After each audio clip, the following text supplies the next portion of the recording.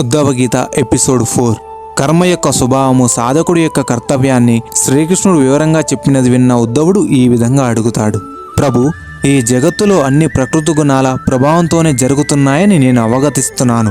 ఆ గుణాల వల్లనే కర్మలు కలుగుతాయని, అవి శరీరధారణకు కారణమవుతాయని నాకు తెలిసినదే. అయితే నా సందేహం ఏమిటంటే, అదే శరీరంలో ఉంటూ కొందరు కర్మబద్ధులుగా మరికొందరు కర్మముక్తులుగా ఉంటారు. ఇద్దరు ఒకటే శరీరము ఒకటే లోకము, అయినా ఇద్దరిలో తేడా ఏమిటి? ప్రభు, కర్మముక్తులు మరియు కర్మబద్ధుల జీవన విధానం ఎలా ఉంటుందో, వారి ఆహార విహారములలో వారి ఆలోచనలో ఉన్న తేడా ఏమిటో మీకన్నా బాగా ఎవరు చెప్పలేరు. దయచేసి నా సందేహాన్ని నివృత్తి చేయండి.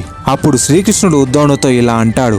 శోకము, మోహము, సుఖము, దుఃఖము, శరీర ప్రాప్తి వంటివి మనసు అనుభవించే విషయాలు. ఈ అనుభూతులు ప్రకృతి గుణాల ప్రభావంతో మన గత కర్మల ఫలితంగా వస్తాయి. మనస్సు అనుభవించే సాధనము మెలకువలో గాని కలలో గాని ఏ స్థితిలోనైనా మనసే సుఖదుఖాలకు కారణమవుతుంది.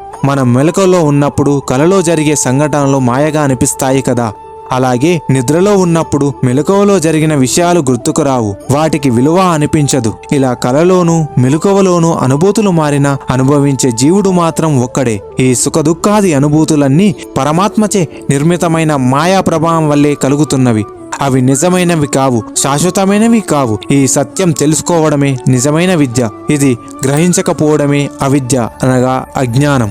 జీవుడు శాశ్వతమైన పరమాత్మ తత్వము. అతడు నిజంగా శరీరం కాదు, మనస్సు కాదు. అందుకే శోకము, మోహము, సుఖము, దుఃఖము వంటి అనుభూతులు జీవునికి తగలవు. ఇవి ప్రకృతి జన్యమైనవి. అవి మనస్సు స్థాయిలో మాత్రమే కలుగుతాయి. ఇక విద్య, అవిద్య అనే రెండూ కూడా నా నుండి పుట్టినవే, కానీ వాటి ప్రభావం వేరు. విద్య చేత జీవుడు నేను శరీరం కాను, నేను మనస్సు కాను, నేను ప్రకృతి గుణాల పరంగా కర్మకు బద్ధుడను కాను అనే విషయాన్ని గ్రహిస్తాడు. ఈ బోధ వల్ల అతడు శోకము, మోహ, సుఖ దుఃఖాల ప్రభావానికి లోనవ్వడు. అటువంటి జ్ఞానిని కర్మముక్తుడు అంటారు. అంటే అతనిపై కర్మ ఫలాల ప్రభావం ఉండదు. నేనే శరీరం అనే అవిద్యా భావనతో జీవిస్తూ కర్మలు చేస్తూ వాటి ఫలితాలను అనుభవిస్తూ సుఖ దుఃఖాలలో ఓలలాడుతూ ఉంటాడు. అటువంటి వాడిని కర్మబద్ధుడు అంటారు. కావున ఒకే జీవుడు విషయ జ్ఞానములో ఉండగా కర్మబద్ధుడు, తత్వజ్ఞానంలో నిలిచినప్పుడు కర్మముక్తుడు అవుతాడు. విద్య అనగా తత్వజ్ఞానము. ఇది పుస్తకాల వలన, వాద ప్రపంచాల వలన కలగదు. ఇది సాక్షాత్తు జగద్గురు సన్నిధిలో భక్తి పూర్వకమైన సాధనచే మాత్రమే ప్రత్యక్షంగా అనుభూతి అవుతుంది. ఈ విధంగా సాధన ఫలితంగా అవిద్య తొలగిపోతుంది. జీవునిలోనికి విద్య ప్రబోధించుతుంది. అనగా నేను శరీరము కాను, నేను శాశ్వతమైన చైతన్య స్వరూపుడను అనే జ్ఞానము కలుగుతుంది. కర్మలు, కర్మఫలాలు ప్రకృతి గుణాల ప్రభావంతో ఏర్పడిన శరీరానికి సంబంధించినవి. ఆత్మకి వీటితో ఎలాంటి సంబంధం లేదు. ఆత్మ స్వతంత్రమైనది, నిర్మలమైనది, శుద్ధమైనది. అందువల్ల ఆత్మకు కర్మలు అంటవు. కర్మఫలాల ప్రభావం ఉండదు. ఆత్మ కర్మబద్ధము కాదు. ఆత్మ శరీరాన్ని ఆశ్రయించినప్పుడు నేనే శరీరం అనే అవిద్య భావన కలుగుతుంది. ఈ భ్రమ వల్ల శరీరానికి కలిగే సుఖము, దుఃఖము, మోహము, శోకము వంటి అనుభూతులను తనవిగా భావించి బాధపడతాడు. అటువంటి స్థితిలో ఉన్న జీవుడు కర్మబద్ధుడుగా పిలువబడతాడు. అతడు కర్మల బంధనంలోనే ఉంటాడు. అయితే నేను శరీరం కాదు అనే బోధ స్పష్టంగా అనుభవం అయినప్పుడు జీవుడు శరీరము కలిగే అనుభవాల పట్ల ఉదాసీనతను సంపాదిస్తాడు. అతనికి సుఖం వచ్చినా దుఃఖం వచ్చినా అవి తాను అనుభవిస్తున్నట్లు అనిపించదు. అవి శరీరానికి సంబంధించిన మాయిక ప్రకటనలుగా తెలుస్తాయి. ఈ స్థితిలో జీవుడు కర్మల వల్ల కలిగే ఫలితాల పట్ల ప్రభావితుడు కాడు. స్థిరచిత్తుడుగా, కర్మ విముక్తుడుగా ఉంటాడు.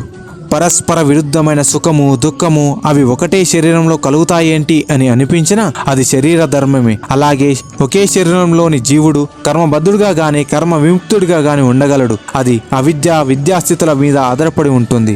శరీరంలో ఉన్నంత వరకు శరీర ధర్మాలు తప్పవు. ఆకలైతే తినాలి, దాహమైతే తాగాలి, అలసట కలిగితే నిద్రించాలి. ఈ విధమైన ఆవశ్యక కర్మలు చేయక తప్పదు. కానీ వాటి వల్ల కలిగే ఫలితాల పట్ల ఆసక్తి లేకపోవడమే సత్యార్థకమైన కర్మ విముక్తి. అంటే కర్మలను చేయకపోవడమే విముక్తి కాదు, కర్మల ఫలితముల పట్ల ఉదాసీనత కలిగి ఉండటమే విముక్తి. ఇక కర్మబద్ధులు, కర్మ విముక్తుల లక్షణముల గురించి చెబుతాను విను. ఒక చెట్టు మీద 2 పక్షులు కూర్చున్నాయి. ఒకటి ఆ చెట్టులో కాసిన ఫలాలను తింటూ రుచులకి, అనుభవాలకి లోనవుతూ ఉంటుంది. అది జీవుడు కర్మబద్ధునిగా బంధితుడైన వాడు. రెండవ పక్షి ఫలాలను తినకుండా శాంతంగా, స్వచ్ఛంగా, ఆనందంగా ఉంది. అది ఆత్మస్వరూపుడు. నిర్లిప్తుడు, కర్మ విముక్తుడు. ఈ రెండు పక్షులు ఒకే చెట్టు మీద ఉన్నట్లే ఆత్మ జీవుడు ఒకే శరీరమందు నివసిస్తారు. ఆత్మకు తన స్వరూపమును, కర్మ ఫలములను అనుభవించే జీవుడి పాత్ర తెలుసు. కానీ ఆత్మతత్వాన్ని మరచి నేనే కర్తను, ఫలభోక్తను అనే అహంకారంతో బంధింపబడిన జీవుడు తన స్థితి ఏమిటో, తన అసలైన స్వరూపం ఏమిటో తెలియదు.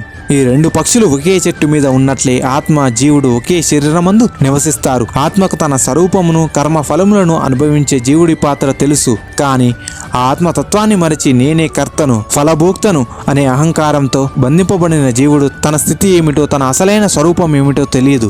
తాను వేరు, పరమాత్మ వేరని భావించే భేద దృష్టి అవిద్య వల్ల ఏర్పడుతుంది. ఇది కర్మబంధానికి మూలం.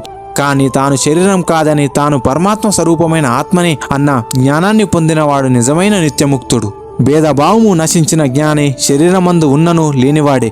భేదభావముతో ఉన్న అజ్ఞాని నిజానికి శరీరరహితుడైన తానే శరీరమనే భావనతో దేహస్థుడిగా ఉంటాడు.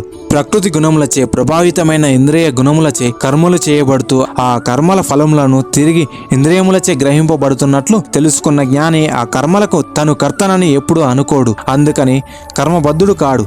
అజ్ఞాని తన స్వభావం అనుసరించి కర్మ చేస్తూ పూర్వజన్మల కర్మ ఫలాల ప్రభావంతో కలిగిన ఈ శరీరాన్ని నాదిగా భావించి నేనే చేస్తున్నాను అన్న అహంకారంతో కర్మ ఫలములను అనుభవిస్తూ బంధింపబడతాడు. అయితే జ్ఞాని మాత్రం తినడం, త్రాగడం, నడవడం, వినడం, చూడడం, ముట్టడం వంటి ఇంద్రియ కర్మలను చేస్తూ తనను సాక్షిగా అనుభవిస్తూ ఈ కర్మలకు నాకు సంబంధం లేదు అని స్పష్టంగా గ్రహించి అసంగుడిగా ఉండగలడు. అందుచేత అతడు కర్మలకు బంధుడవడు. ఆకాశం, వాయువు, సూర్యుడు ప్రకృతిలో ఉండి ప్రకృతి తత్వాలతో సమ్మిళితమై ఉన్నప్పటికీ వాటి వల్ల ప్రభావితమయ్యే ప్రసక్తి లేదు.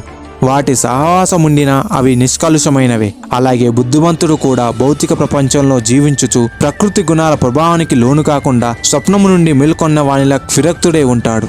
ఎవడైతే విషయ వాంఛల నుండి తన మనస్సును, ఇంద్రియములను, బుద్ధిని వాడిగా మార్చగలడో అతడు శరీరంలో ఉన్న దాని గుణములైన కర్మలచే బద్ధుడు కాడు. బుద్ధిమంతుడు యాదృచ్ఛికంగా ఎవరినైనా హింసించినా, ఎవరినైనా అర్చించినా బాధను అనుభవించాడు. పొంగిపోవడము జరగదు. ఆయన హృదయ స్థితి ప్రబలమైన స్థితప్రజ్ఞతతో నిండి ఉంటుంది. మహాముని సమదృష్టితో నిర్ద్వంద్వ భావంతో జీవించేవాడు. ఎవరైనా మంచి మాటలు మాట్లాడినా, మంచి పనులు చేసినా పొగడడు. అలాగే దుష్కార్యములు చేసిన, దుర్వచనములు పలికినా నిందించడు. ఆయనకు వర్గీకరణ లేదు. ఆయనకు భేదభావములు లేదు. ఆత్మానుభూతి కలిగిన వాడు, ముక్తత అనుభవించేవాడు. మంచి చెడు అనే ద్వంద్వ భావాలను దాటి ఆ భావనల ఆధారంగా ఈ చర్యను చేపట్టకూడదు. ఆయనకు మాట్లాడవలసినదేమీ లేదు.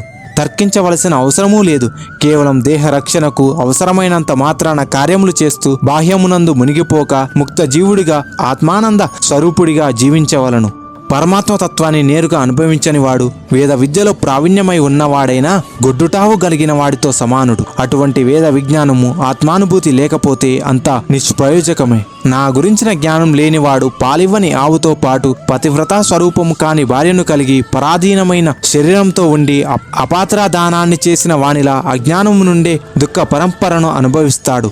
సృష్టి, స్థితి, లయములకు కారకుడైన నా లీలలు, నన్నుగా వెల్లడించే అవతార కథములను వర్ణింపబడని వాంగ్మయం శూన్యము, ఫలహీనము. అటువంటి సమగ్ర జిజ్ఞాస ద్వారా భిన్నత్వ భావన నుండి విముక్తి పొంది నిర్మలమైన మనస్సును నాలోనే లయం చేసిన వాడు నిజమైన ఆత్మానందాన్ని అనుభవించగలడు.